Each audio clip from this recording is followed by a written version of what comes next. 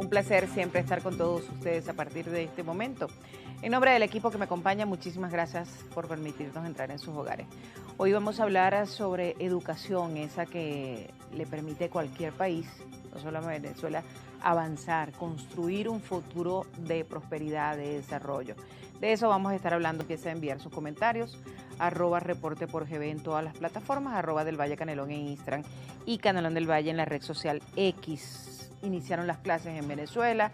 La semana pasada pues hubo un tímido arranque luego de un llamado temprano por parte del ministro de Educación, Héctor Rodríguez, pues con rechazo por parte de los gremios, también con una polémica sobre pues la posibilidad de eliminar las tareas escolares, según lo que decía el ministro.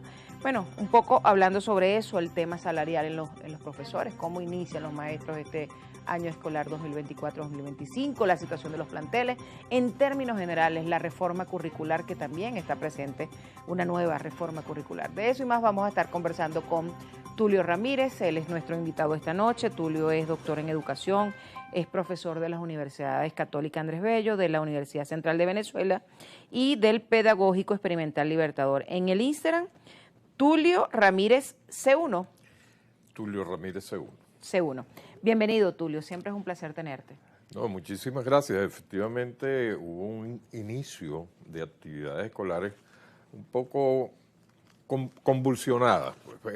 Ese llamado del ministro a incorporación antes de lo previsto en la ley y en la normativa de incorporación temprana de los docentes creó un impasse que, bueno, afortunadamente ya se superó, pero fue un inicio no deseado, creo que para ninguna de las partes. Pero bueno, hay algunos problemas sobre los cuales... Y al final se impuso la posición de los gremios. Al final se impuso porque la posición además de los gremios. Está sí. en la cláusula.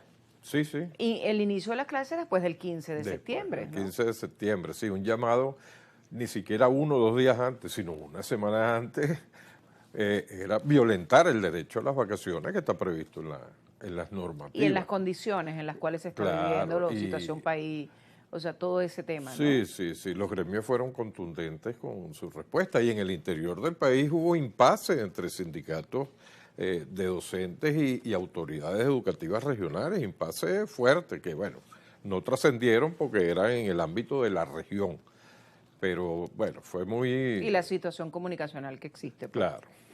Ahora, ¿cómo ve este inicio del año escolar 2025-2026? Ya este lunes se notó además en el tráfico como una mayor presencia. Claro. De reinicio de clases. En las escuelas a las afueras vimos más niños que la semana pasada. Claro. Este inicio que estaban presentes cuando culminó el año escolar anterior. Por ejemplo, la ausencia de niños en las aulas, no solamente atribuida por la natural ausencia de los comienzos de periodos especiales, no, de periodos escolares. El ministro ha reconocido que hay ausencia importante en las aulas de venezolanos con edad escolar cuando plantea la necesidad de buscar en sus casas a más de 100.000 muchachos e incorporarlos a las clases. Eso es un reconocimiento de lo que se ha venido diciendo a través de investigaciones sobre el déficit de estudiantes, niños con edad escolar que no están en la escuela. Bueno, eso es un elemento. Y el otro elemento que caracterizó el año escolar pasado y todavía continúa es el tema de los salarios de los docentes. Ya vamos a hablar del tema de los salarios. El tema de la ausencia es muy importante porque, por ejemplo, en colegios privados se vio una reducción de la matrícula en el número de niños que por sección. Eso en el colegio de mi hija se vio, hay una reducción significativa en todos los salones, y he hablado con otras mamás, con otras personas que tienen en diferentes colegios y hablan también de una deserción escolar en la educación privada, ¿no? Sí, mucha de ellas se puede atribuir al aumento o a la imposibilidad de los padres de seguir cubriendo las matrículas de sus hijos. Los colegios han tenido que aumentar, el poder adquisitivo del Bolívar se ha reducido de manera enorme, de tal manera que un padre que tiene 2 hijos, 3 hijos en colegios privados, se le puede hacer insostenible. Entonces, parte de la explicación de esa migración a colegios públicos es por esa vía. Otra vía, quizás en menor cuantía, la diáspora. O sea, sigue gente yéndose del país, familias enteras.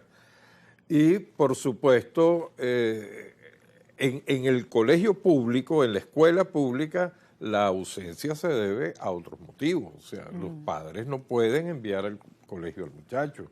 Garantizar todos los días transporte, comida, uniforme, útiles escolares no es tan fácil hoy en día.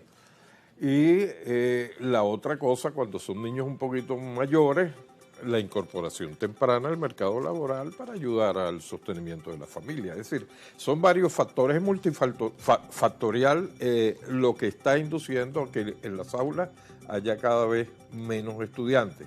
Pero el otro tema es que también hay cada vez menos docentes. Eso lo hemos venido anunciando a partir de investigaciones realizadas de hace 2 o 3 años.